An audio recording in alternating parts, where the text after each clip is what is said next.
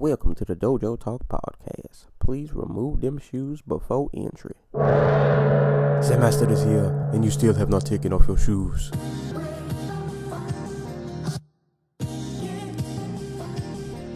Yeah.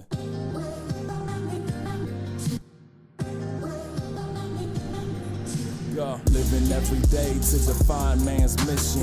Looking to the sky for divine transmission. Deaf man's vision makes the blind man listen. Eyes on the prize, this is blind ambition. Thank you.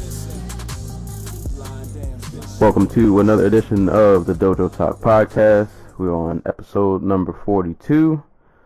Have a very special episode today.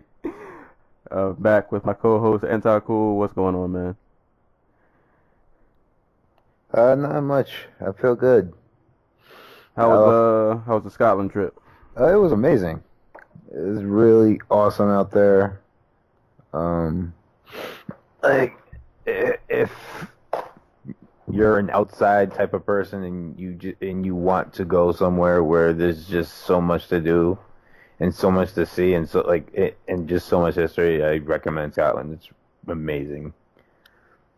How's the food? I feel like that's how I judge places, by how they feed me. Yeah, the food was pretty good. Like, I was in Edinburgh, so I was like in the city, second biggest city, first or second. I can't remember if Glasgow's bigger, but there's food.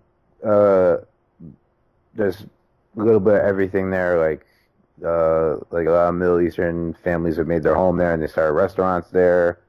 A lot of Eastern European, there's a lot of good food. Like, I didn't get a chance while I was outside of Edinburgh to try the food, mostly because we were just in a real big rush. But it was really chill. Like, if you're a type of person who likes to go out to like a bar or something like that, it's perfect. Because like the pub culture there is so much better than the bar culture here. Like here, it's kind of just like depressing. It's like going to like a family restaurant. Except everybody's drinking and there are no children, so it's like perfect. And people just literally go there, like they'll have a few drinks and hang out. There's like a pub on like every corner, so it's perfect. Oh man, that's what's up. Yeah, I haven't stamped my passport over. Actually, I don't have a passport, so I can't even say that. But yeah, I haven't made any overseas trips yet. So one day, when I just don't like flying all that much, to be honest. I hate it's not even the act of flying. It's just the process of going to an airport and being in line and. No, yeah, that was that was a headache last night. I was trying to get back here to see the fight. And to eat, because the food on the plane was just not enough. But, no fancy airplane peanuts. It's like one piece of, like, baked chicken that's, like, the size of a chicken nugget. Oh, man. Oh, but if you ever do go to Scotland, be prepared for the weather. Like, while I was there, it was nice, or as nice as it could be. And it rained every day. It was humid as hell, and I saw the sun 3 days there. Like the sun actually came out from behind the clouds for like 3 different days, which is apparently really rare. Like the nicest day they had was like it got to 75 in May. Oh man, I don't know then. That doesn't sound. Yeah. Well, they got good food, so yeah. I feel like that makes up for everything. If you feed me well, I'll give you concrete props. Yeah. Well, I guess I didn't get to try any. I didn't get to try haggis. Colon cancer screening for people 50 and older at average risk.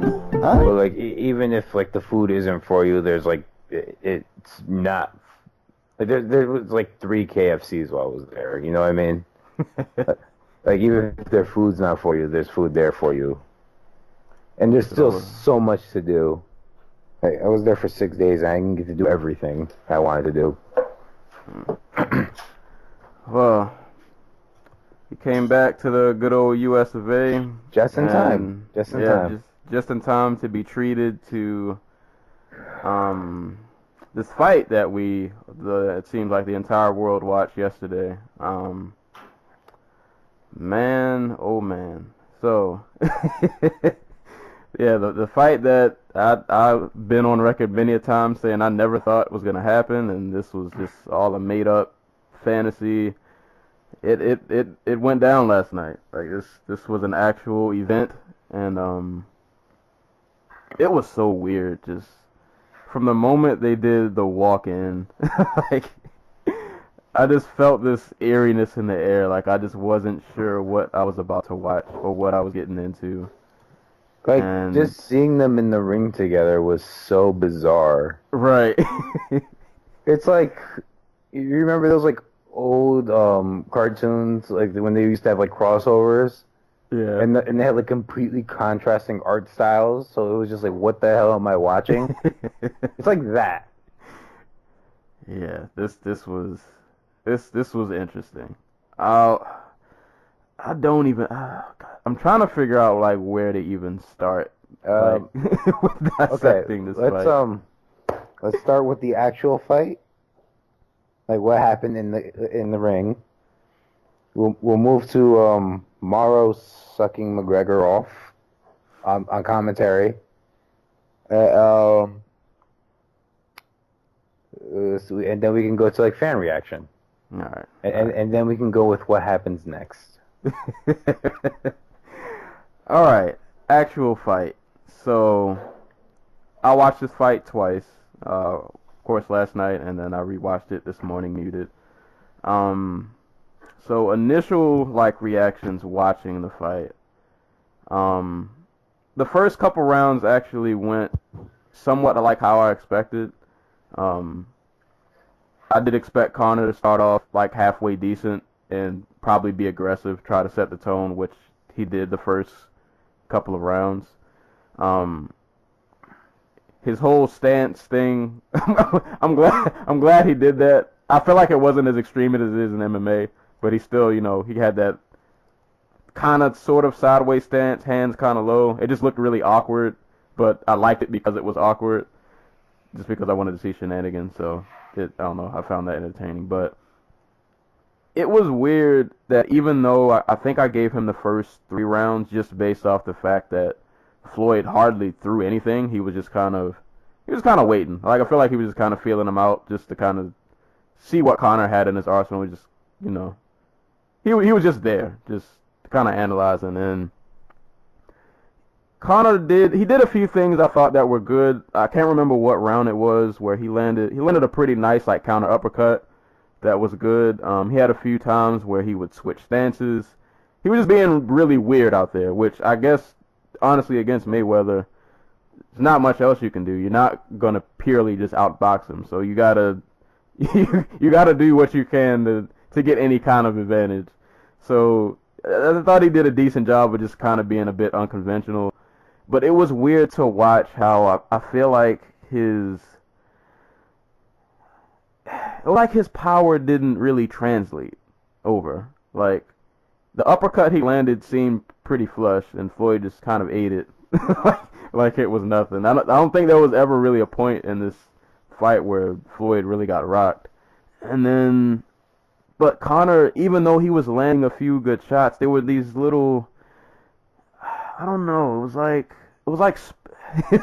it looked like a sparring session, like a slightly more aggressive sparring session, but not like an actual fight.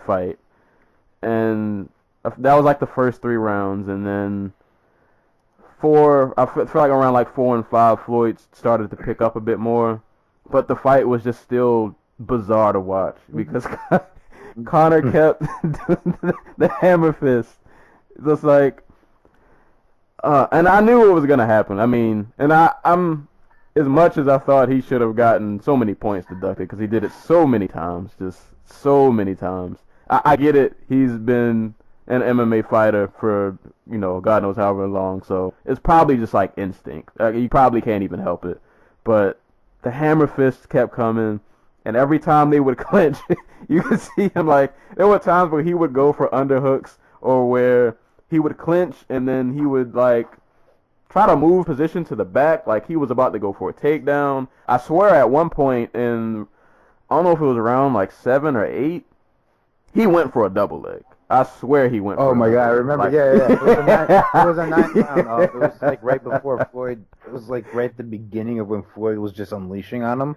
Yeah. Right before you, like, it was really clear that he wasn't going to get back in the fight. But so I guess I'll say this in all seriousness for Conor, and then I'll end his part. I'll get to Floyd.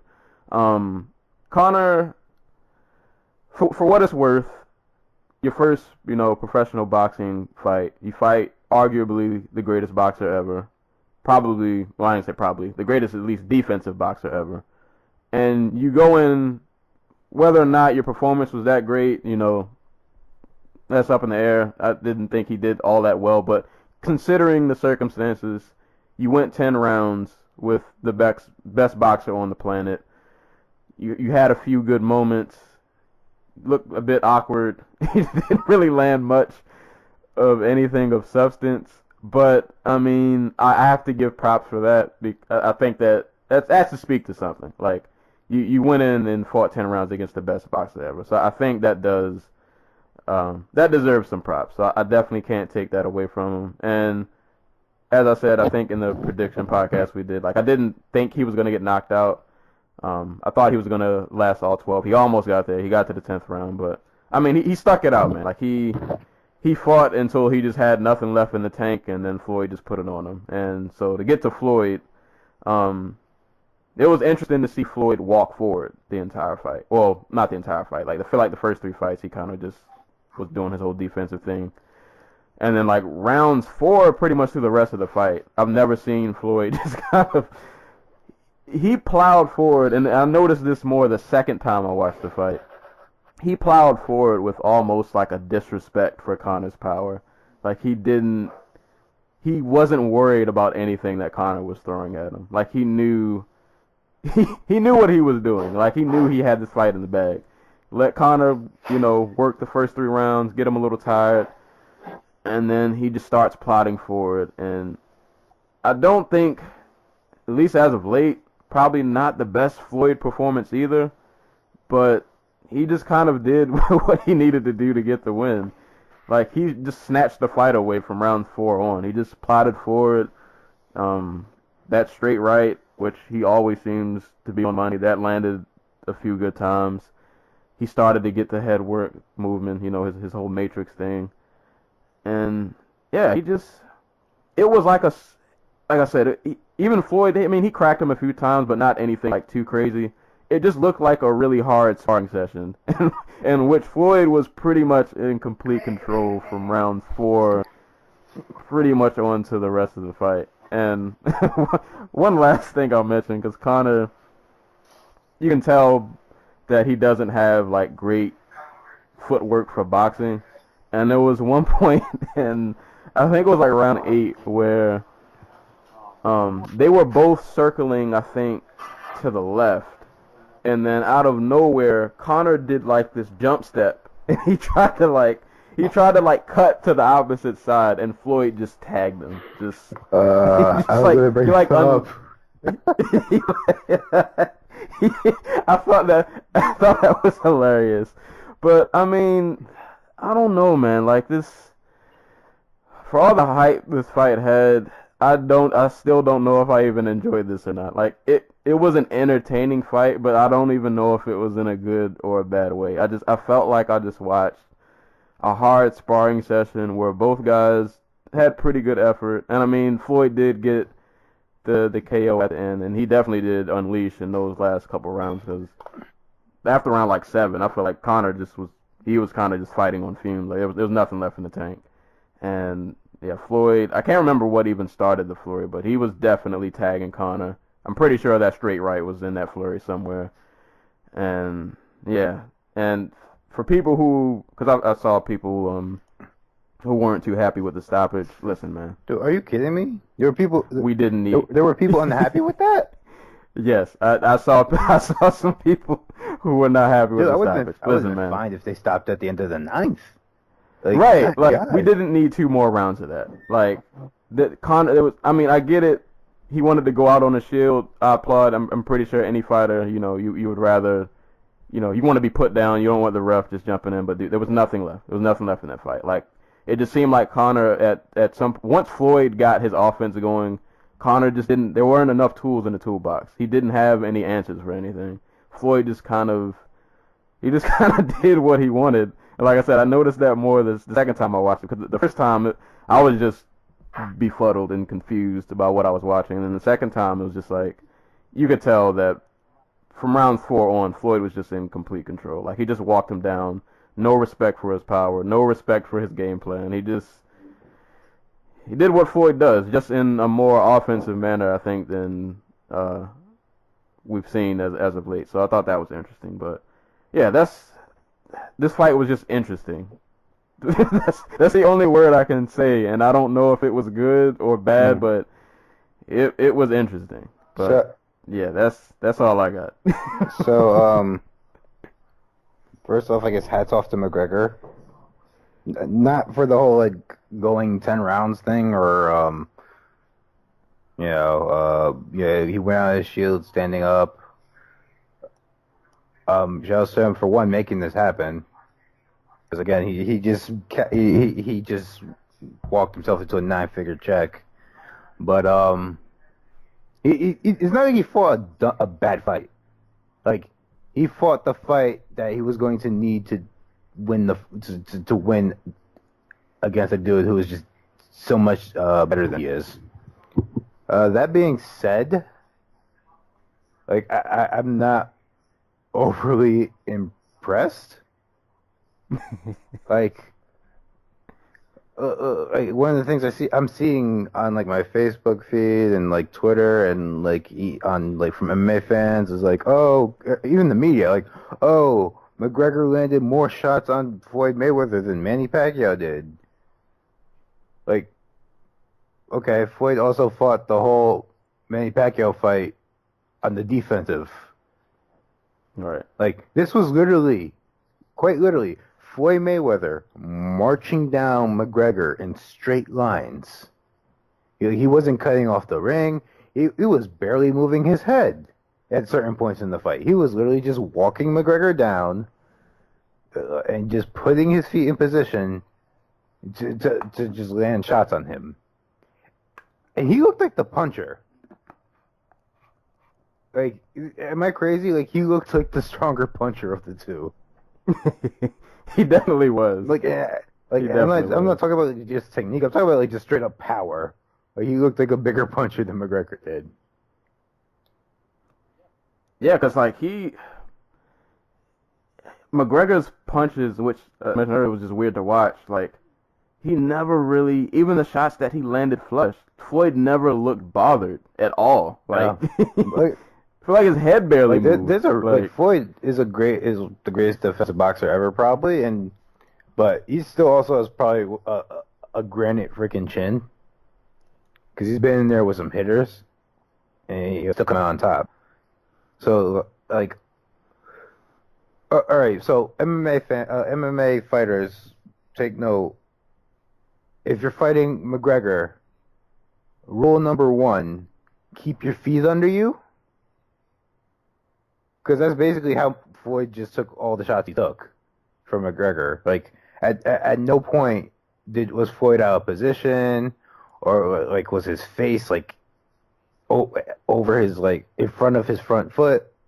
Like, that's how Eddie Alvarez and Jose Aldo got knocked out.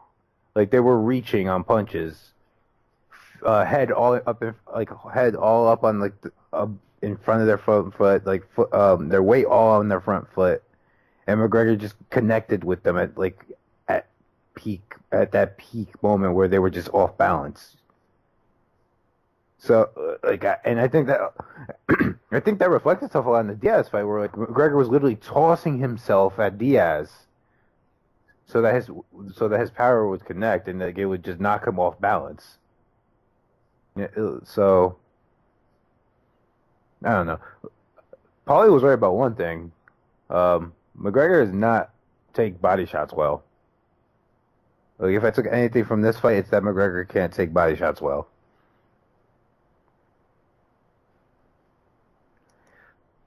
Like, for what it's worth, I enjoyed the fight. It was the exact type of carnival stunt that I miss from Pride. Like the thing that's frustrating about this fight is literally everything else that wasn't going to happen in the ring.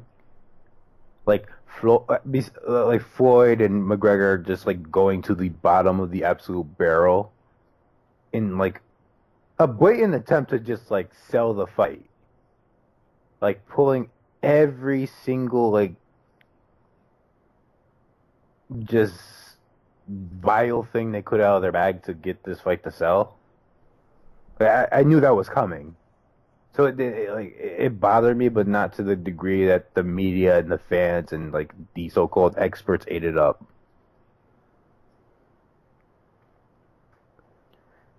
Oh. There was something else I want to talk about that happened in the fight. The referee pushing Mayweather in the back after that. Shout outs to Robert Bird. Oh, they had a lot of little mini dirty moments. Yeah. On the subject of like McGregor landing so much, it was straight up just because Floyd didn't respect him. Right. When you walk forward like that, you're just going to get hit more often than if you fight in the typical Mayweather fashion where you see everything coming at you. Like, this isn't Mayweather versus Pacquiao where like he's up in the corner like rolling and sidestepping. This is him literally walking in front of McGregor and setting his feet and throwing power shots. Something we don't see from him. Like, his last knockout is technically Victor Ortiz, but I don't really count that.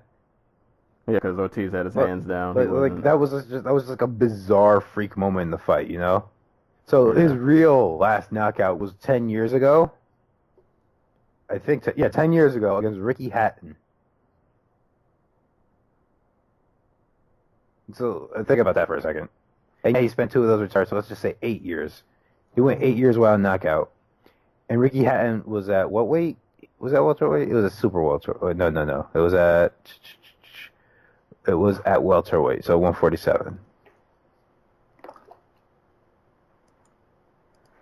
So I don't get. So that's part of the reason why I don't get this. Like, he went 10 rounds with the greatest boxer of all time. He went 10 rounds with a 40-year-old who hasn't fought in 2 years, who still is one of the best boxers out there.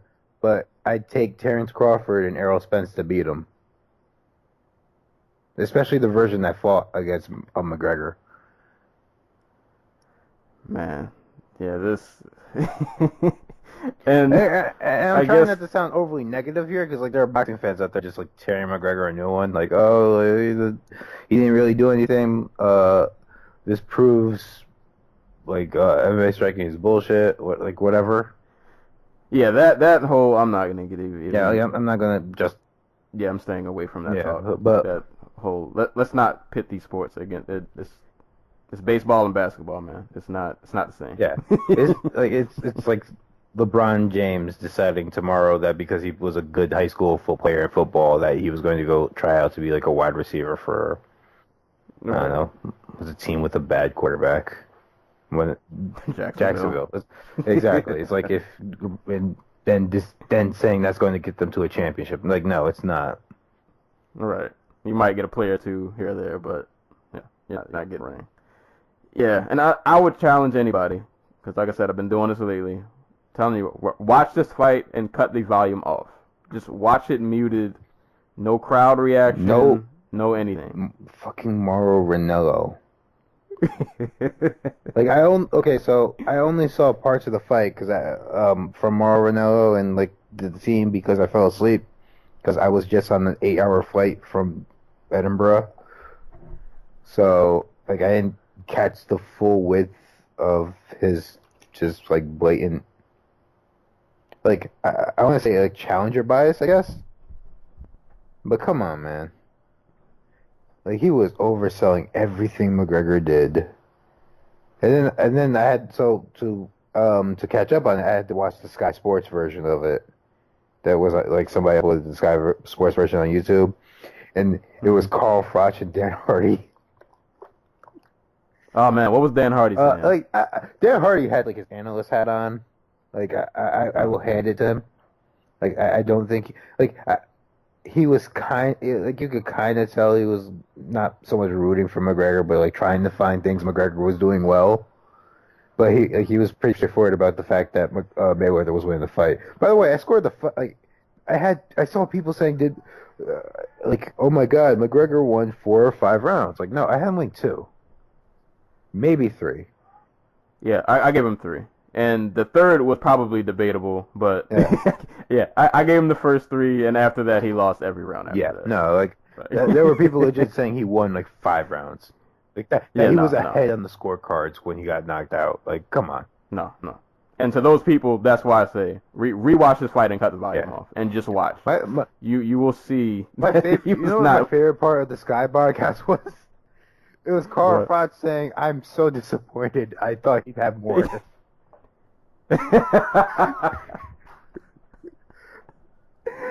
Oh man.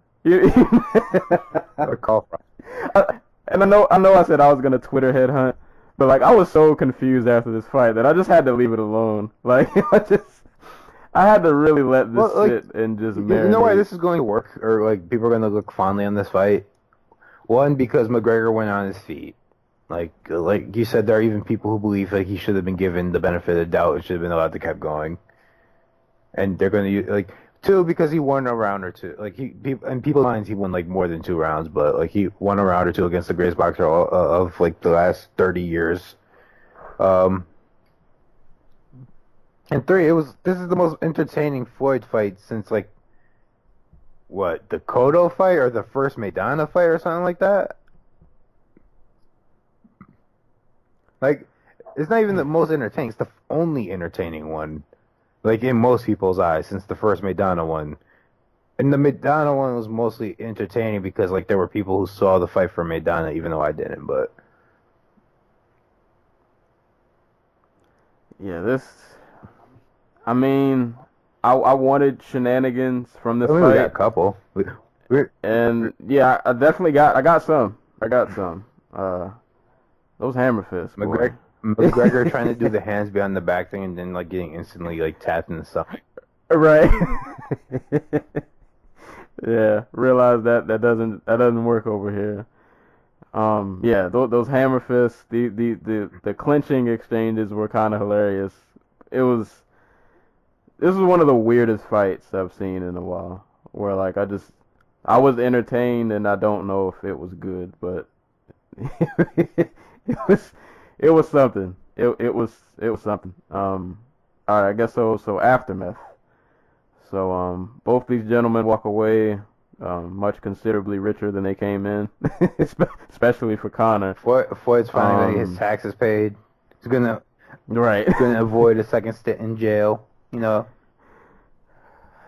I guess. Well, I mean, I feel like the aftermath of this fight is more on Conor than Floyd, because I mean, I'm pretty sure Floyd we're not seeing him again. Like I said, like this version of Floyd who put on a clinic against McGregor probably loses to anybody else who is even not even remotely, like somebody who's in the top 5 at welterweight or Terrence Crawford.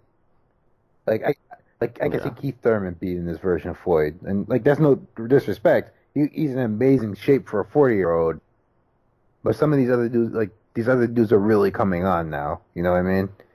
They are physically primed and ready. Yeah, Crawford is Crawford's out here taking souls. There was somebody who tried to convince me Crawford would lose to Pacquiao like 8-4 if they were to fight today, and I just wanted to like shoot myself. But all right, so Conor's aftermath. So I mean, it seemed from what I saw, I didn't watch all of the post-fight interviews or whatever, but he seemed like that he said that he's returning to MMA. So I mean, remember when he lost to Nate Diaz and said he was going to return to featherweight? Yeah. So it's like I kind of have to take this with a grain of salt. Because like there are 2 fights for McGregor next. One is the Paulie Malignaggi fight. Like we know that fight has sizzle. Like we know that like if they were to make that fight, it'd do big business. But any McGregor fight does big business, and McGregor can arguably like go in there, get a win, and like just go back to fight for another world title in boxing. Or and this is probably the most likely scenario, they're gonna have him fight Nate Diaz again. Yeah. I'm sorry, Kevin Lee. I'm sorry, Tony Ferguson. Yeah, you're about to get leapfrogged. and knowing the UFC's weird luck when it comes to like these big money fights, it's probably going to be like justified because the winner of Kevin Lee, Tony Ferguson, will probably hurt themselves. Like they'll tear an ACL in the middle of the fight and they'll be gone for like 6 months to a year. And then they'll be like, well, there's nobody else. We're just going to make the Nate Diaz fight. Like they did with Whitaker or the RDA fight. Yeah. Yeah, it's... Because the thing is, like, McGregor's guaranteed purse was $30 million. He's making probably like 2.5 times that at least on pay-per-view, sponsorship, appearances before and after the fight, like whatever. And Livegate, because apparently the Livegate is on track to beat like the Pacquiao Mayweather Livegate, which was like $70 million or something ridiculous.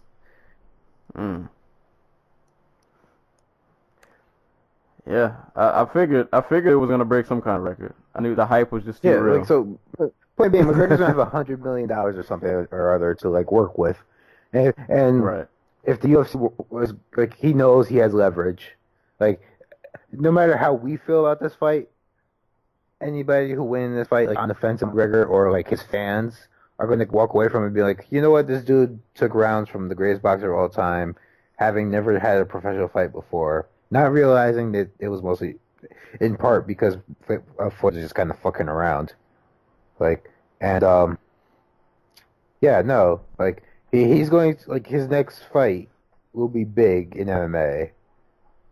Like, he's not going to lose any fans over this. I think he's gained a bunch. I don't think he's lost any.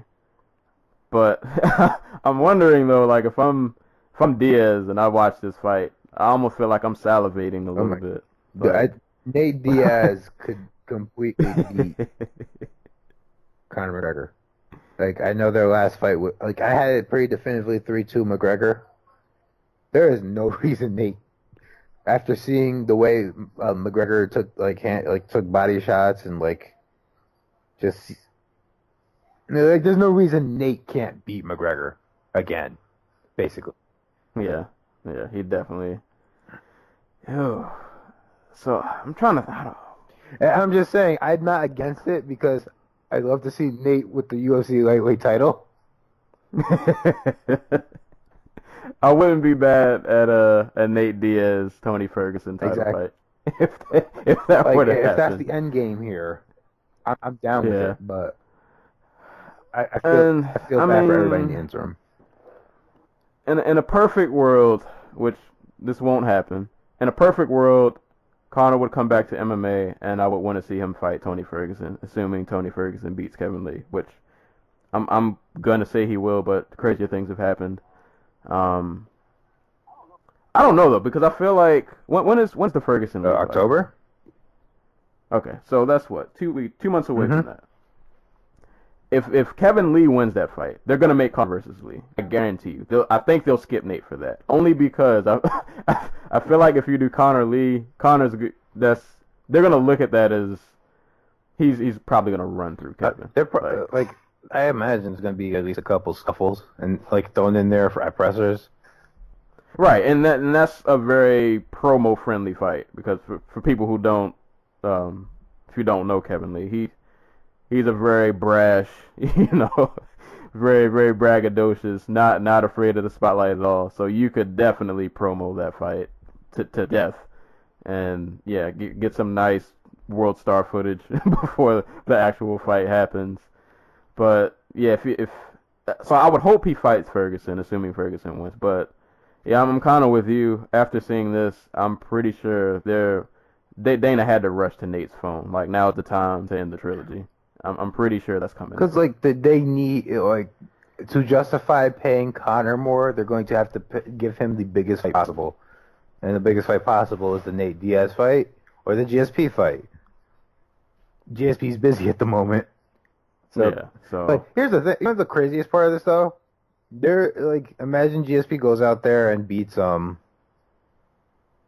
Bisping, and Whitaker still isn't ready for, mid-2018. You know who's getting the fight. Oh, yeah.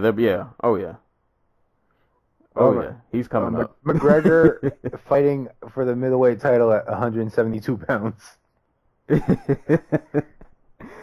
I'll give McGregor this, man. And I think we mentioned this the last podcast. As much as, I'm not a big fan of the antics and all the talking and blah, blah, blah, so on and so forth, this man has put himself in a position where, no matter what route he goes after this, he wins. If he retires and decides, you know what, I'm just done with fighting, you left with the biggest purse that you're ever going to get. If you fight Diaz, you get to come back to a trilogy that a lot of people have been waiting to see, and you're probably going to get a good payday. If you end up fighting Kevin Lee, you're probably going to win. You're probably going to get a nice highlight reel on your on your record. He can't lose at this point. I mean, he can literally lose, but he can't lose. Every decision is a good one almost. And I don't know. That comes from him planting these seeds that we talked about. He's planted so many seeds everywhere that he can just go in so many different directions, and they're just paydays everywhere he looks. Dude, I talked about the GS. They do. He comes back, he beats Diaz. We're just going to assume he beats Diaz. Or matter of fact, we don't even have to, because he comes back, he loses. They don't do the fourth Diaz fight. He's getting GSP if he loses the Bisping, because that's the biggest fight they can make, and that's what they're interested in now. He comes back, he beats Diaz. He's gonna get the Woodley fight, or whoever has the welterweight title at the time. You can get the GSP fight. You can get the freaking like you say, you can get the Lee fight. Maybe he just goes and fights Paulo Malignaggi. Right. Yeah, it's strange times. This is what happens when you have one man who controls 60% of the market. Yeah. When I say Conor's kind of justified for being miffed at the fact that he probably did not get a dime. Well, he definitely didn't get a dime of the $4.6 billion the UFC got. That was at least 50% off his back. The UFC sold five pay-per-views last year that broke $1 million. Conor had 3 of them. He had 2 the year before. When he comes back, whatever that is going to do 1.4, 1.5, 1.6 million buys. He is out here hustling the system. Yeah. I'm just waiting for the day where he decides that he does not need the UFC anymore. We'll see. I feel like that day isn't too. Whatever fight he gets next, I'm interested to see how if he comes back to MMA, what's this negotiating gonna look like? Because he's definitely coming to the table, regardless of how you feel about this performance. Just the fact that he won 2 rounds. Oh yeah, he's coming to the negotiating table just with all the power in the world. Probably. You know what? They're probably gonna bend him. It would not surprise me at all if a week from now he calls out the winner of Canelo Triple G. He just fucks off everybody's plans and just is you know what? I want to do this again, and I want to fight the winner of Canelo Triple G. Don't do that. Conor, you don't want those problems. Man, but yeah, this fight overall, man, it was just bizarre. It was just really weird. But and I'll say that, and I don't want to be overly negative, but for all of the hype, that was around this fight, and for all of you, and I'm blaming all of you guys. Yeah, you, the person listening, because you probably were hyped for this No, fight. So I'm not you. blaming the people right for this fight. I'm blaming the people who paid for it. Fuck you. That too, yeah. If you drop $99 on this man, woof, yeah, I don't know what to tell you. You should probably try to phone in for that refund because Just give me the money. right, or that. Let's really quick. Let's talk UFC TV and Showtime pay-per-view like pay-per-view online. Apparently they were having troubles. Yeah, they had to delay the main event. Yeah, I can't remember what it was. I want to say it was like a lot of people didn't get service until like the Davis fight, like the end of the Davis fight, and I'm assuming some people didn't get it after that. So there were people who tried to buy both and ended up paying like $200, and it still didn't work. Boy, whoever works customer service, y'all are not gonna have a good day. Dick Vitale was on Twitter lambasting his cable provider because. Oh yes, I did see that picture. So there's that. Oh man, really quick, not to get too real, but 95% of the people who bet on this fight bet on McGregor, but the money was a lot more closer in terms of like how much was actually bet. So like a Joe Schmo in Idaho who's going to Vegas to go see the fight or just be there fight week, and it's like his big money trip. Spent probably bet like $100 on McGregor. Well, every like not every millionaire obviously, but like a whole bunch of like rich people just spent like 200, 300,000 just to get like 10, 20,000 back on Floyd. So fools you are. just a reminder that gambling always favors the rich. Oh boy! I posed this question on Tumblr, and I want to ask you: how much more exploitative can like this get?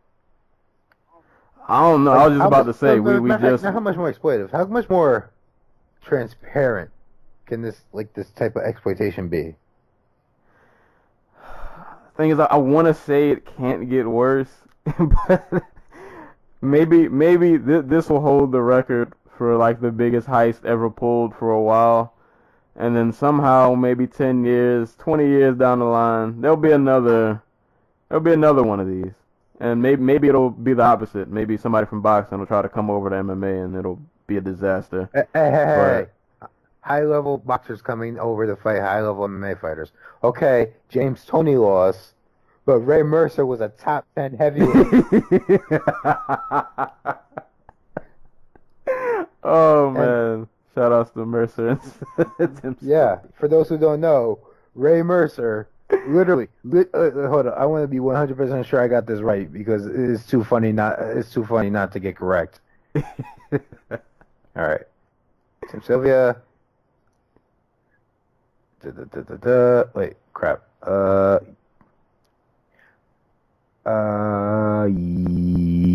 Yes. Okay.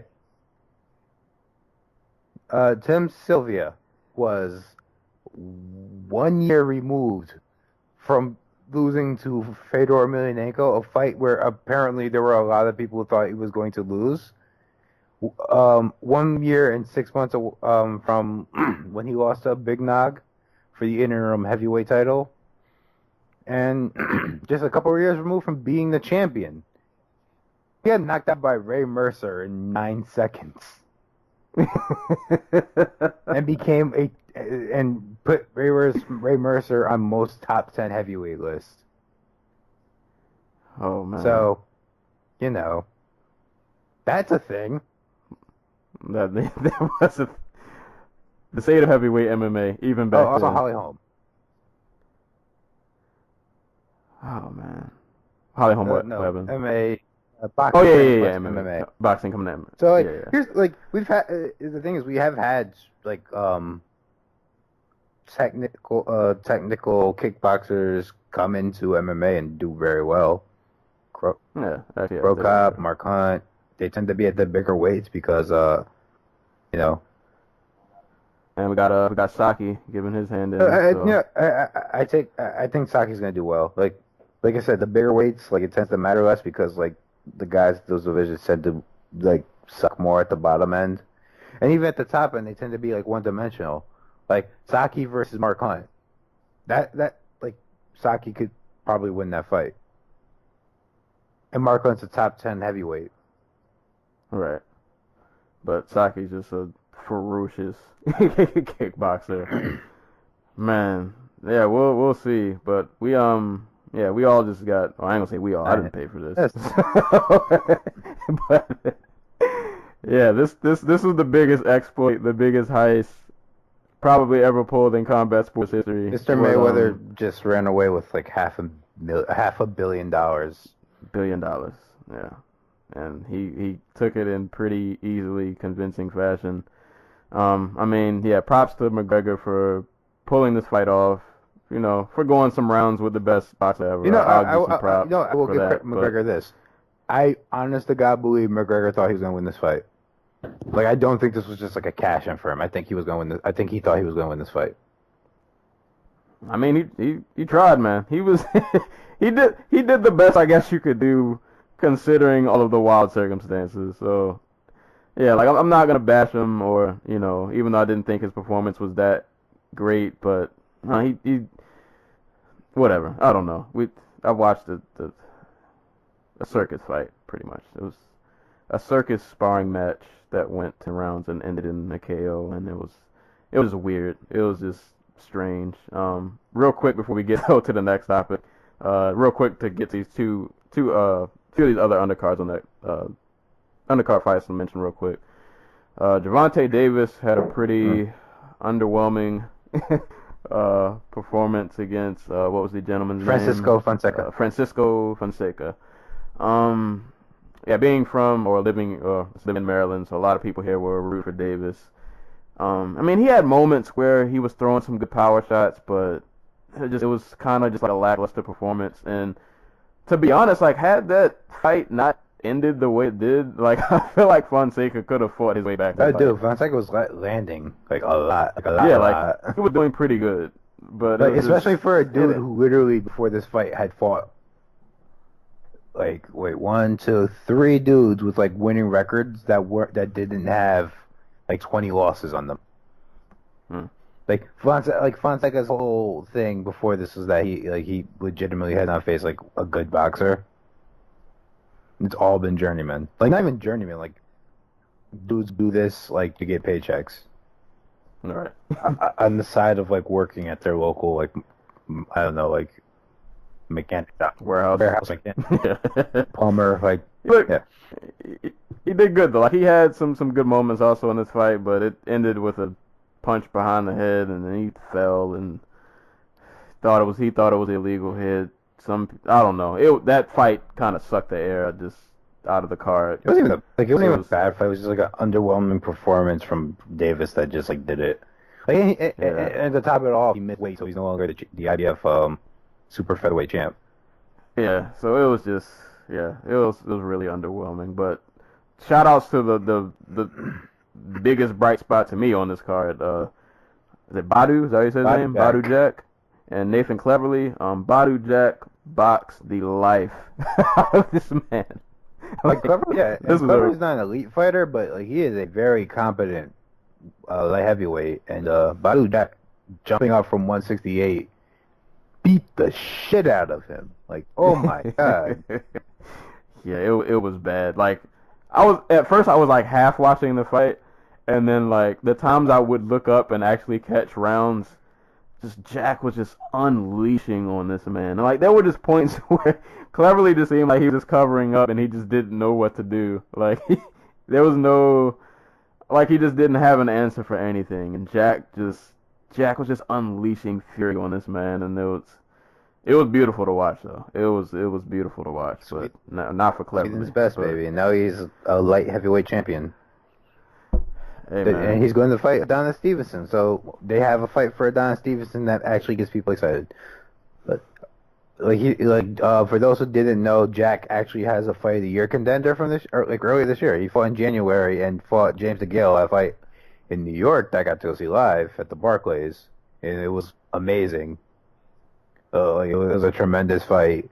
I thought Jack did enough to pull it out, but it went to a draw. So, like, he's gotten so good in the last 2 years. It's ridiculous. Yeah, props to him. And then he showed out on this card, of all cards, where I'm pretty sure. And I was so angry because there was literally like 2,000 people in the freaking arena. Yeah. I was going to say that before we get off this fight.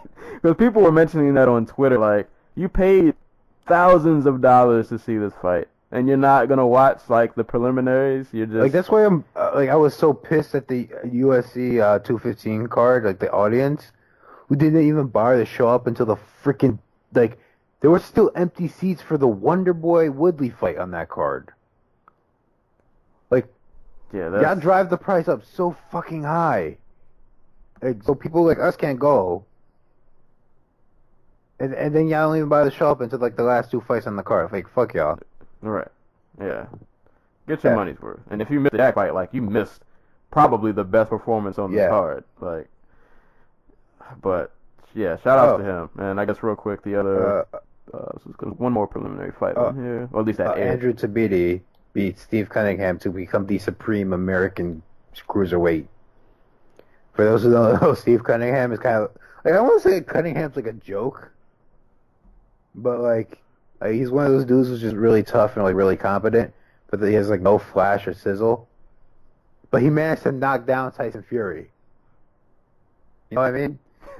like he's good, but like his style is so bland and awkward and like off-putting that like people don't really give him credit for being good. I have the play-by-play up. The 10th round, the first sentence starts off, "Thankfully, the final round is upon us. Cunningham clearly needs some sort of miracle knockout here because he is dreadfully behind on the clock." Like Tabiti really needs to pick it up. Like, Tabiti is training partners with King Mo, and I see a lot of King Mo in him, or other way around, and he has real trouble with keeping up a pace with boxing. Oh man. So, but it's nice to have a cruiserweight who's like in that top 10 range. That's not 41 years old. Because cruiserweight's one of the most entertaining divisions in like boxing. Period. Shouts to the Super Fight series or whatever the hell it's called. That's going to be starting next month because that's going to be fun. Just really quick, Savannah Marshall made her debut on this card. She's an Olympian from London, from the UK. And she's the only woman to ever have beaten Caressa Shields, pro or amateur. So that's a fight they'll probably be looking forward to in like the future sometime. Yeah, man, boxing's continuing a pretty good year, dude. Weird main event, but the fight of the year is it's 1 month away, like 2-3 weeks. I'm so excited. Like they haven't put any promotion to it yet because I think they were waiting for Mcgregor or Mayweather to die down.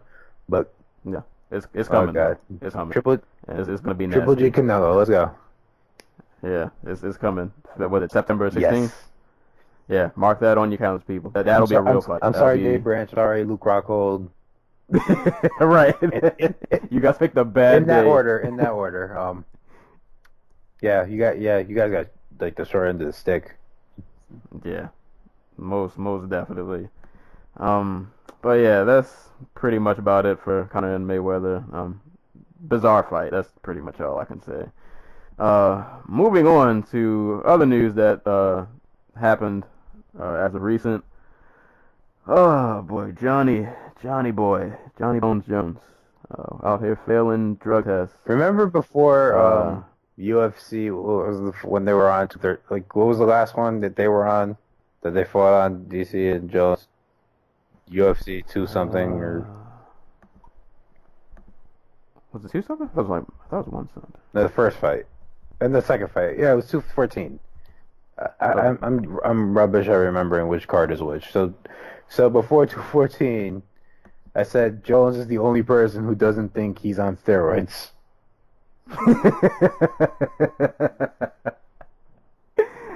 Apparently you were right. So I guess for this quick rundown, I mean, I'm pretty sure you guys know by now, but for anybody if you don't know the story, Jon Jones failed his drug test at the UFC 214 fight. The bizarre thing about this was that the sample that was tainted, I guess, for lack of a better term, was collected on July 28th, which was the day before the fight. So that was the sample that he got tested negative, and it was for a steroid. It wasn't a diuretic or the penis pill, whatever people use as excuses nowadays. But yeah, he tested positive for a steroid, and as of now, his belt, at least as of this article that I'm reading, it hasn't been stripped yet. But if he fails, I guess, the B sample test or whatever, pending investigation, if he fails that test, the fight will be overturned to a no contest. I'm not sure if that means he'll be stripped, it'll be given back to Cormier, or if it'll just be vacant. But this is just another long string of events in which the only person to beat Jon Jones is Jon Jones. So and I'm just saying, Matt Hamill by DQ. Jon Jones. Only Jon Jones can beat Jon Jones. Like, isn't that what his dad said? Yep. Yeah. So. And it's true. It's worth noting that the substance he failed for, Serenable, or however you pronounce it, is the same substance that his fellow manager, Malky Kawa's fighter, Frank Mir, failed for. Yeah. Right. So there is. I don't know if like Jones has some type of supplement deal with like through Kawa. I want to say like this happens a lot with Kawa's dudes where like they get like these deals from like supplement companies and like it turns out the fucking like the thing is full of like roids. Like so there is the possibility that Jones literally did not. Well, not even then. Like this is the second time he'll be using the tainted supplement like defense. Like go get your shit tested. Like I understand if you are like if this is like being a UFC fighter is like your side job. If you're like Adam Milston, you have like a 12-hour shift down pipe in like the outskirts of Pittsburgh, and you don't have time to get your shit sent to the UFC testing center. But like you're Jon Jones, you ain't doing shit else except partying and like I like partying and like fucking strippers. Like go get your shit tested though. And this is the second time, so like I don't have a lot of sympathy for him. Yeah, like I wanted to defend him so bad, but God, he makes it hard. He at could this legitimately point, be gone for 4 years because he's an idiot. Yeah, and it's just Jon Jones Jon Jones is the biggest what if in MMA, and he's already the best fighter the sport's ever seen. Like, right. That's how much of a fuck up he is. Like the 30 for 30 is coming, man. Like the ESPN 30 for 30, and I look forward to. Actually, I can't say I look forward. It's probably gonna be sad to watch, but it'll probably be a great documentary because, like, at this point, like you come back off of your little stint, you have, had you not tested positive, probably like one of the greatest comeback performances ever. You stop, your nemesis in vicious fashion. And like it just looks like you're this unbeatable god almost, and you just throw it all out of the window. And now like I have to look back at your entire career, and like I have to question everything now. And oh Lord, he's done, man. I don't want to say it. It hurts to say it, but I think he's done. Like his one saving grace is that if he actually is gone for 4 years. He's only 30. He comes back as a heavyweight. He's still a baby, Right. But, like, at that point, like, I don't want to say is the UFC still doing business with him because, like, if he comes, like, I think the suspension is going to be 2 to 4 years. If they don't reduce it for whatever reason, like, there's always the possibility he gets, like, an exemption or, like, something like that. Like, something crazy like that. I don't think he's going to get it. Yeah, I don't know. I do not know. Yeah, and Phil, the person who gets lost in this, who probably got the worst end of the stick, is Cormier. Like, God damn it! Because God bless this guy's heart. He only, you can not like him for whatever reasons. Whatever. I don't know. Reason. I get it. But like, this poor guy got trashed after this fight, and now you find out your biggest rival failed his drug test. God knows what's even in his mind right now. He's probably not even trying to think about this. I wouldn't be after what TMZ just published an article. He's in Hawaii with the family, bro. There you go, man. Yeah, stay away from this circus until everything calms down. Goddamn, I feel so bad for guys like Cormier and like Woodley and like Johnson, who kind of get lost in the shuffle because they're just like normal guys who just happen to be like good people. And they constantly have to pay for like guys like Jon Jones and Conor McGregor's fuck ups. Yeah, and then it's weird because so assuming that Jones is done or at least suspended and he'll be MIA from MMA for a few years. So it's like, what do we do? The light heavyweight division is always in shambles, and now this just this just makes it even worse. So I feel like at this point, I mean, Rumble's probably not coming back, and at this point, I don't want to see Rumble back after that last fight we saw. But I'm guessing like the only course of action you have to do Cormier Gus 2, I guess. Cormier Gus 2 or Volkamir Ozdemir. First one of the two. That is true. Like I imagine Cormier's just taking time off. Like I don't think I don't know this for sure, but like I think he's like this has just been emotionally draining from him. Yeah, he's probably gonna be away but for like a while. at the same time, like I said that at the first one, and then like he was gone for all 5 months. Then they gave him a title shot. I wouldn't be mad at if Cormier wants to take some extra time off. Do Gus and Vulcan, and let's just see what happens. Like, when DC comes back, I want to see him at heavyweight. Because I like, if he really wants to wash the taste of this Jon Jones mess out his mouth, he's going to have to go win the heavyweight title. Like, do the thing that Jon Jones could not do. And I would not make him a big underdog against Stipe. Like, he has a good shot of winning that fight. Yeah, he gives a lot of people at heavyweight, I think, some problems. The only thing really giving him pause, I guess, is Cain Velasquez.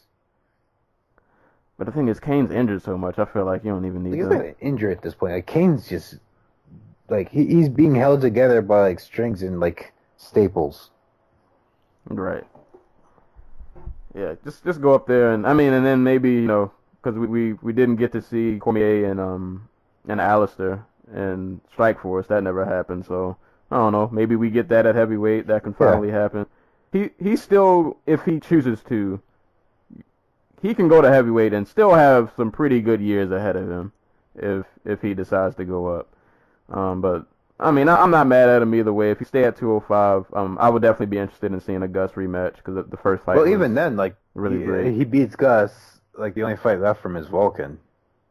Yeah, and then then you can go up to heavyweight. So yeah, I feel like at this point it's like you can come back to 205 for maybe one or two big fights, go up to heavyweight, or just go up to heavyweight and just be done with it. Or you could conceivably retire. I would hope to see him back though. I would hope to see him back. I feel like at this point he's been dragged through the mud so much that like I want to see him end his career on a good note, or at least a fair note, not surrounded by just shenanigans. Like, and it sucks because like we talked about this before, like DC is the consummate runner-up. He's not the benchmark. He's the defining like moment in other great champions' careers. He is the runner-up to Cael Sanderson, for example. Cael Sanderson, greatest collegiate wrestler to ever step foot on a mat. The only other dude who comes close is like Kyle Dake. like he loses at the Olympics, to arguably one of the greatest wrestlers of all time. I can't remember his name. Was it Gatsilov? Like a guy who is like a 5-time world champion or something like that. Like, I don't know. Like in this, and for this to be what most people remember him for, because is the image of Jon Jones kicking him and then having him pinned against the fence as he's dropping elbows on him will not be burned away because Jones tested positive. Yeah. I think that'll be more of a slight on Jones than it will be like a point in Cormier's favor. It just sucks. It does. Oh yeah, I hope to see him at heavyweight. I think if he goes to heavyweight, he can. The thing is, I feel like in a way, this fight will always hang over him in some kind of way. I think mentally it will, but like in terms of just like public perception, like if he was to go to heavyweight and win the title, because the way things are looking right now, that's the one thing Jones will never do. It's the one thing everybody's wanted him to do, but he will never do now, probably. You know what I'm saying? Or even if he does, like, Cormier will beat him to that mountain much faster. Like, he'll get to the top of that hill way faster. And, yeah, like, I mean, in the past I've taken shots at Daniel. Not anything serious. Just because, like, with him, I don't like him when he does trash talking. I don't think it's his strong suit. There are certain DC trash talk that's bad. Mostly when it's talking about like how he's going to make Jon Jones like a good person by beating him. Like that garbage is like no. But the DC that was going into the first Jon Jones fight, that dude was spitting some heat. like no, like the straight up heat. Like I'm trying to find this really quick. Because I don't think DC gets enough credit for like his because he did an interview on like UFC. I want to say it was like UFC Tonight or UFC. Yeah, like I gotta find it. Alright,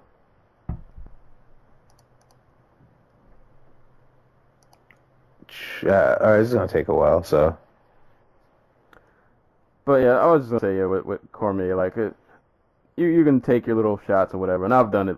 You know, I feel like sometimes he makes himself a target, but like even when I make fun of him, I can't discredit what he's done. Like if you look at his resume, like there's nothing else to say. The man has pretty much handedly beat everyone not named Jon Jones, like handedly in 205 and at heavyweight, because you know. The Strikeforce run he had was just insane. When you come in as an alternate and then you toss Josh Barnett on his head, dude, he like that, and he knocked out Antonio Bigfoot Silva after Silva depants arguably the greatest heavyweight of all time. Right. So. And this was Roy's Bigfoot. This was Bigfoot. TRT Bigfoot. Yeah, this TRT Bigfoot. Yeah. This wasn't the guy we've been watching as of late, but yeah, man, like the dude's a phenomenal fighter, and when it's all said and done, will definitely go down as an all-time great. He'll probably be top 5 light heavyweight all time if he's not already the number 2 dude. Like in terms of skill, it's not even fucking comparatively close. Like it's Jones, it's DC, and it's everybody else. Yeah, like this dude's been nothing short of amazing. Just tossing people on their heads, beating the crap out of everybody. The only person he's lost to is an unseemingly stoppable Superman who's apparently on roids. So, yeah, I don't know, man. It's disappointing. It's not surprising, but it's just like, why are you doing this to me, John? I didn't need this in my life, but I guess it is. It is what it is. It's MMA. No more heroes, bro. Right. Superman isn't real anymore. It's just, oh man. You know what I just remembered? That just made me feel ultra sad. Remember UFC 200? Oh yeah, when he was supposed to fight Jon Jones, and then they released the UFC embedded like vlog number 5, and it shows like Dana telling Daniel that he wasn't going to be able to fight Jon Jones because he tested positive, and like Cormier just like he just breaks down because he just wants it so much. Like he's like in tears, like asking Dana if he can sign a waiver or something to fight. Right. Yeah, it's like I really do want to see a 30. Not say it. Not just a 30-30 on Jones. Like this whole rivalry, like all together, needs to be documented. Like it's so bizarre. This is like the quintessential MMA rivalry. It has everything that like everything MMA is like encapsulated in it, like a douchebag, like like just a normal dude who just happens to be like a really good wrestler, and a dad. Like DC's defining character is he's a dad. Like he makes dad jokes. He talks like a dad. Like he dresses like a dad. He has drugs. There's a crime where like the dude got off pretty late. It has steroids. It has everything about MMA in it. Right.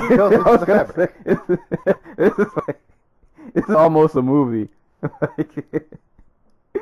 It's oh man, it's so just weird. It's bizarre. It's oh man, what a year. What a year. That's all I can say. This year has been 4 months. Right. We're not even done yet. Like, it's so much more shenanigans that can happen. I guess you want to go in on this Bellator a little bit? A little bit. Bellator 182, right?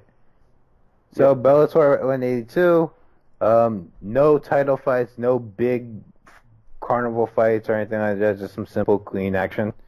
Former Bellator welterweight champion Andrei Koreshkov headlined against Chidi Njokuani and promptly beat the crap out of Njokuani inside of a round. Was beating him around on the feet, but chose to take him down and beat him up from top control. If I remember correctly, he ended the fight by like just dropping elbows half guard for like a full minute. Yeah, and Chidi just didn't respond. Yeah, and Chidi just could not get up for whatever reason. So like good win for Koreshkov. Chidi Njokuani continues to just blow weight. I can't remember the last time he actually made the 170-pound limit.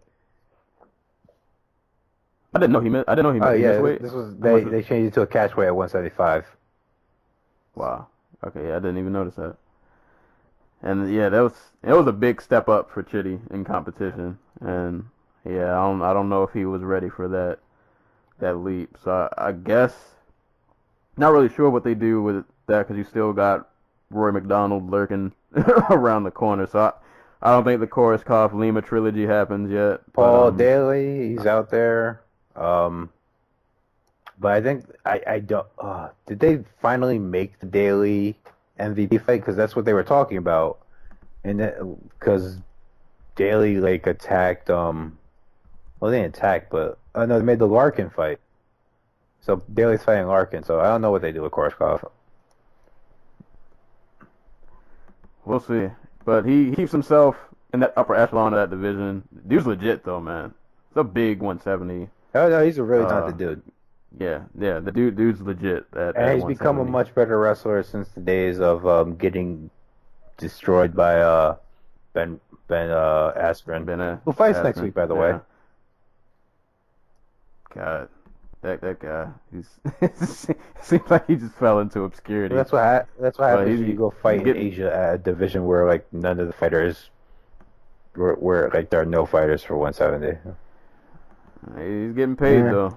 He's getting paid, so Good. get Yeah, your money, yeah. I guess. Well, Fernando Gonzalez. I guess I could do the Gonzalez fight since he. Yeah, we gotta talk about that. Talk about that. Fernando Gonzalez. I didn't see the whole fight. I had it on the background as we were talking earlier. But I wasn't paying much attention. But I saw that Brandon Ward lost again, taking the fight to the ground and getting guillotined in the third. Yeah, this was a fight where it kind of went the way I thought it would. I thought Ward was just like, he's super athletic, really powerful dude, and he was just, I don't say he was having his way, but he was he was handily winning this fight. Like at one point, I think in the first, he did like just straight brute force, just like shoulder arm, it was like a judo throw, this straight power, just muscled him down. But Gonzalez is just one of those dudes who just, it seems like he's always in a fight. Like the dude is just super tough for no reason, and he's never out of a fight until you put him out. And I think, I can't remember if it was this fight. I think it was.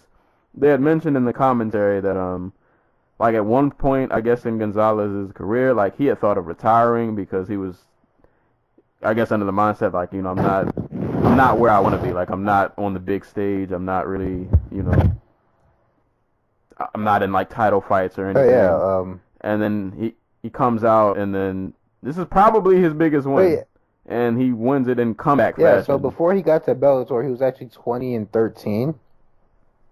Since joining Bellator, he's like 7-1. So I understand like where this talk about like, I wanted to retire, but now I'm like happy with where I'm at. Yeah. So you know, really props to him. Like this is a dude who he went 3 rounds with Paul Daly in a kickboxing match. Like Gonzalez is just a tough dude. Like he's not technically elite. He's not physically imposing, but he's tough. He knows what he's doing. He knows what he's good at, and he'll eke out wins. And he took this guillotine in like a split second. Like as soon as Ward shot, like he just grabbed his neck. It almost was kind of like the way Pettis caught Melendez, where it's like that quick second when you're not aware of what's going on, and he just snatches your neck and it's over. And yeah, great performance by him. I guess also shout outs to AJ McKee. He beat Blair Tugman.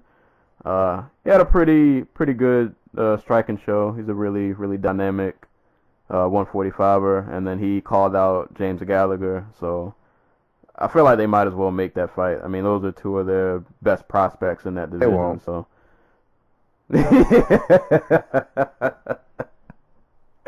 Oh no, they've both been talking trash to each other. It's a fight they want to save. Like I think they will protect Gallagher for a long time until they're 100% sure like he is ready for somebody in the top 10 at Bellator's featherweight division. Then they might throw them together and say, hey, you get the winner or something like that. But like you two fight and the winner gets Patricio Pitbull or something like that. But yeah, we'll see. I wanted to give Ricky Rainey a shout out, but the page messed up, so I can't tell you who he fought. But he had a pretty good performance too. I think those are pretty much all the fights I watched. For what's her name? Talita Nogueira, a BJJ champion, was one of the top bantamweight prospects out there. I guess she had a problem making 135 and decided she was going to go to 145. She hasn't fought in like 4 years. She signed to Bellator like 2 years ago, I want to say. Like 3 years ago. God damn. Like literally 3 years ago, August 2014. But she had like a knee injury that stopped her from making her debut in 2015. She was supposed to fight Marloes Conan at Bellator's 163, but she missed weight. So 3 years later, she makes her debut. She gets Amanda Bell, famous for knocking out Ronda Rousey's best friend, Marina Shafir, and she submits her in less than a round. So, like, props to her. That's somebody who, if you were going to have a 145 division, you want in it because she's a new face, she has a specialty, so like she's at least good somewhere. Right. And it's not like she's not small. She's like 5'10". Like she is a decent sized featherweight, or good sized featherweight. So yeah, and it's something to build off of. Yeah, I was saying in 145 division in women's, you need to take what you can get. So she's probably either the next challenger for Julia Budd or the or one fight away. So at most. Yeah, it was a pretty good Bellator card. It was one of the more normal Bellator cards. Yeah, I didn't get to see this one because I was overseas and they had weird region blocks. Like the Koreshkov one was blocked, but wasn't blocked, but the McKee one was. It was weird. But this looks like, just like looking at the results, it looks like it was like solid action top to bottom. Yeah, it was a really solid card. And you got a good mix of some of their best talent, a few like prospects thrown in there. Yeah, like Joey Davis. Joey Davis. What school did he wrestle for? Notre Dame. He wrestled for Notre Dame of Ohio. He's a D2 wrestler, but he was like 133-0, which basically means he was good enough to be a D1 wrestler and probably would have been All-American. But he fought in this card. He got his second fight in MMA. So shout out to Bellator. I feel like after the I feel like they've done good after the whole Fedor Mitrione. Like things have gotten a lot more normal over there. It seems like. Yeah, they just had, like, I forgot that they had their fight of the year in like July. Like Campos Grits was fucking insane. Right. And their next card is the Henderson Patricky card, which looks like it'll be fun. That's an interesting fight. Bendo, I love him to death, but God, I never know what I'm getting anymore. Yeah. I'm rooting for him though. I'm pulling for him. I remember after the loss to Chandler, he talked about how he was hurt. He's been hurt the entire time he's been in Bellator. Like I think it was like a leg injury, like a knee injury or something like that. But he's fought through it because like he wanted to give Bellator the dates that he promised, and he fought for them 3 times last year. This is really remarkable. But he's had 9 months off, so hopefully he's all healthy and ready to go on another run, because I'd love to see a rematch between him and Chandler. Or, I guess, the champion, what's his name? God, what is that? Oh, Primus. Yeah. Who's built like Captain America. Oh, one more quick side note on the Floyd Conor fight. So this guy posted on Twitter. So the caption is "never asking for links again," shaking my head. So I guess he clicked on this link, and it was a picture of Conor versus Floyd, but it looked like it was from like Fight Night, like the video game. So I guess somebody just did like a simulation and posted that as a link to the actual fight. So shout outs to you. That's gotta suck. But to be honest, your stream was probably better than what we saw. Oh man, did you see this video of Teddy Atlas and Stephen A. Smith? No, but... Oh my god. Oh god, can I send But this? you've already got me angry, so... Oh no, this... Hold on. I don't know what this video is. Are you on Twitter right now? No. Hold up. I'll just pull it up real quick. Where'd you get it? Just look on my page. I reposted it. And it's probably like one of my latest retweets. It is one of the most bizarre... Hold on. I'm gonna play this audio so people can... I don't even know what they're talking about. Like, it looks like a sketch. Oh, wait, I see it. Oh. You got it. Just listen to it. It's only like 30 or 40 seconds. It's so... it's so weird. Hold on. I'm gonna, for the people listening, I'm gonna, for the people listening, I'm gonna play this on my phone. Hopefully you guys can hear this. Hold on.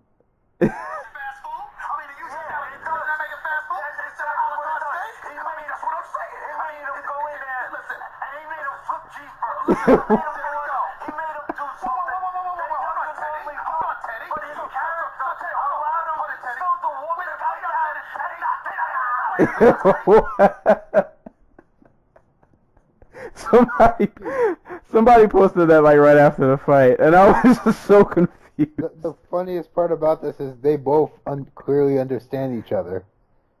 Right.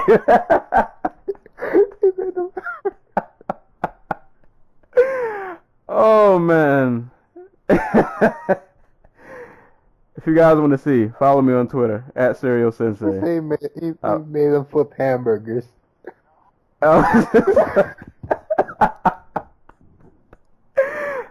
I need to find out the backstory for what this was. Like, I don't. The backstory is Atlas has been losing his mind. It is weird though that like Stephen A. knew everything he was saying. Oh man, yeah. If you guys want to see it, follow me at Serial Sensei on Twitter. I reposted this yesterday. It's a 19-second clip. I don't even know what it is, but God, it's fun. Shout outs to Race Card Woodley. That's a funny Twitter handle. That's who I got this from. But oh man, yeah, that was hilarious. I don't even know what it was, but God, that was funny.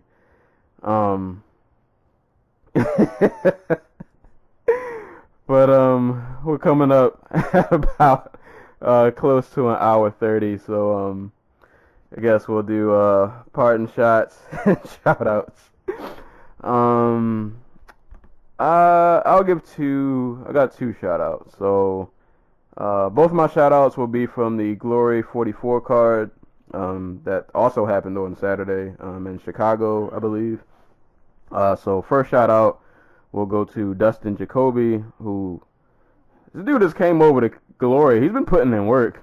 Like, and he's not somebody who I thought would come to Glory and just start racking up wins, but he's done really good for himself over there. And he got a KO. He knocked I don't know the gentleman's name, but he knocked this guy down 3 times in a round.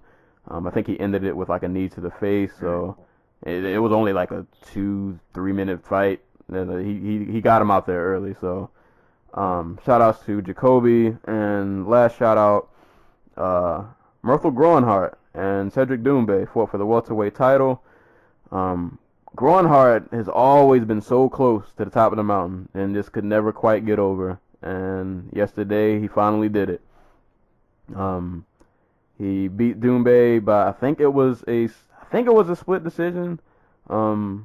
I scored it for Groenhart. I actually thought he won pretty handedly. It was not the prettiest fight, which I think played in Groenhart's favor. He made it a very very rough, very rugged fight.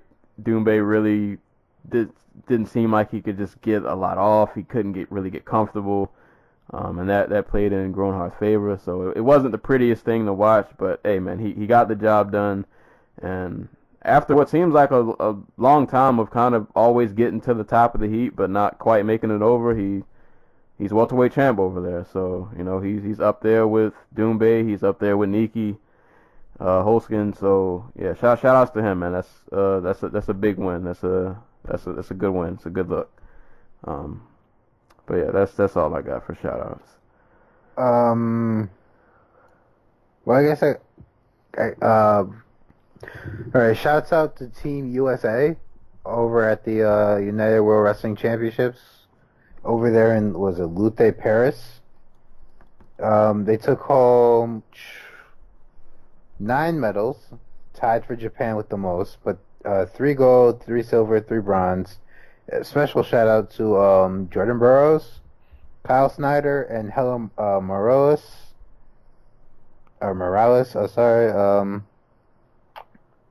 the three that win gold at the championships, all former Olympic champions, um, all multiple time world champions. Shouts to James Green, who, like Jordan Burroughs, is from Jersey, so you know.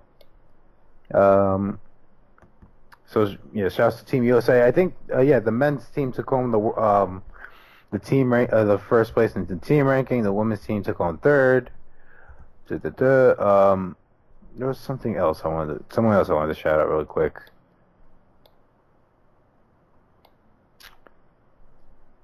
You know what? It's escaping me right now. So shout outs to Taha. You know what? Shout outs to Miguel Cotto. He fought on. Oh yeah, he did. He fought. Yes, he fought. Was it yesterday? Yeah, it was yesterday. Yeah, he fought yesterday, and he beat Kamagai. I don't remember. I think the scores were pretty lopsided in his favor, in the favor of Cotto. I don't remember. I didn't watch the whole fight, so I don't have a clear sense on it. From what it sounds like, Cotto clearly won, but Kamagai made him work for it. So shouts to him. Like, he says he wants one more fight, and he's calling out the winner of Canelo Triple G. Like, I prefer not. I prefer the winner that moves up, you know, because a little safer for everybody's health. Oh, now I remember. Really, ESPN. Did we talk about the ESPN top ranked people deal? No, we did that off. Yeah, right. Yeah. All right, so really quick, Top Rank signed a 4-year exclusive deal with ESPN, meaning all their top stars: Manny Pacquiao, Terrence Crawford, Vasily Lomachenko, Oscar Valdez, Gilberto Ramirez, Jesse Maldonado. I suck at names. Jesse Maldonado. All of them will be fighting exclusively on ESPN for the next 4 years. They'll be doing 16 cards a year, at least. I think. I think additional two are going to be on ESPN's upcoming subscription platform, online subscription platform that they're working out. They're also going to have the option of doing big fights on ABC, and they're going to be getting 50 hours of additional boxing coverage. So that includes their own little short desk shows like NBA Tonight or Baseball Tonight or something like that. That type of show for boxing, documentaries, archive. They're going to have access to the Top Rank archive, stuff like that. And it seems like they're really making a push to make boxing jump back into the forefront of mainstream sport discussion. So, if you're a boxing fan, that's a lot to look forward to. I'm optimistic, but I'm holding some reservations because I don't. I think a lot of it's kind of just presentation and making boxing feel accessible to fans out there. Because I do think it's a little intimidating to get into the sport. So many different championships, so many different promotions. Just the way it's presented, there's a big difference between Max Kellerman in a suit and Joe Rogan in a button-up. Yeah. So they have hurdles, and I wish them the best. Obviously, this is perfect for me because I don't have HBO or Showtime. Yeah, this is a good look. So if you're like me and you don't have HBO or Showtime, you're getting most of HBO's most of the title fights HBO would be airing are now going to be airing on ESPN. They literally have 3 fighters left, and all 3 of them fight on pay-per-view now. So.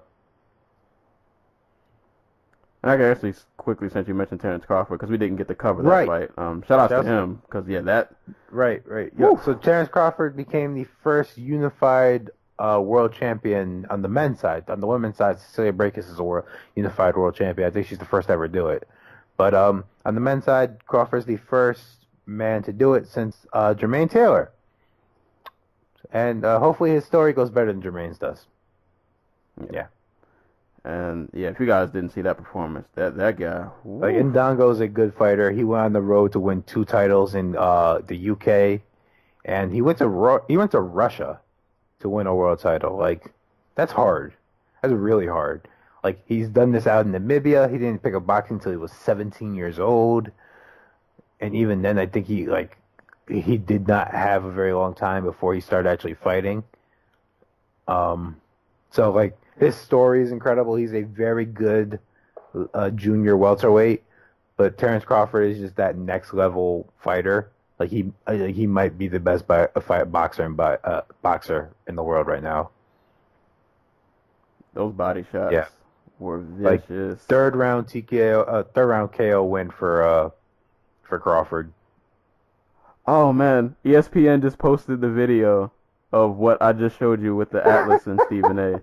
So this was a real thing. Yes. So they were so I guess they were trying to break down the fight, and they turned it into like I don't know. I say fire Max Kellerman and put Teddy Atlas on First Take. It could be them trying to scream over each other for like an hour. Oh my god, I'm trying to get this to come up. It's literally only like a 50-second clip. Come on, I'm gonna play this live if ESPN's video player doesn't hate me. Ah, come on, don't do these ads. You guys are gonna hear this. I have to hear this again. Come on. Nobody cares about Alabama. All right, here we go. We're ending the podcast with this.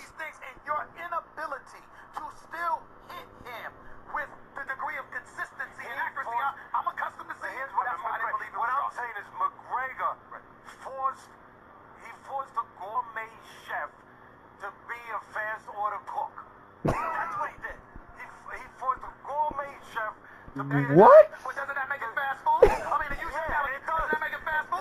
Instead of a good steak? I mean, that's what I'm saying. He made him go in there. Listen, and he made him flip